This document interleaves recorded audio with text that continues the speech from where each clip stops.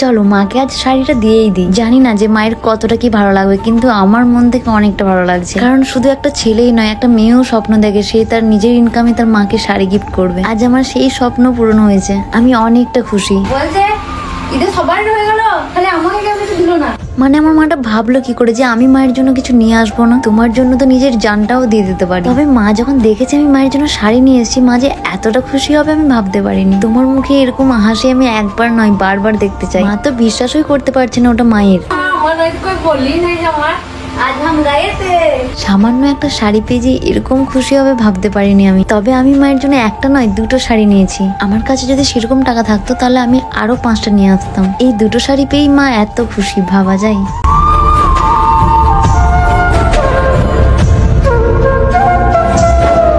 হয়তো মাদের মনগুলো এমনই হয়, অল্প জিনিসে অনেকটা খুশি হয়ে যায়। আমি নিজের জন্য কিছু নিতে পারিনি, কিন্তু ফ্যামিলিকে তো ঈদে গিফট দিয়েছি, এটাই আমার কাছে অনেক। আমার আর নিজের জন্য কিছু নেওয়া নেই, কারণ মায়ের এই আদরটাই আমার কাছে অনেক কিছু। মা তাহলে কতটা হ্যাপি? মানে হ্যাপি। তো যাই হোক, মা খুশি মানে আমিও খুশি। আর আমি জানি এই ভিডিওটা দেখে তোমরাও অনেকটা খুশি হবে। যাই হোক, ব্লগটা এখানেই শেষ করলাম।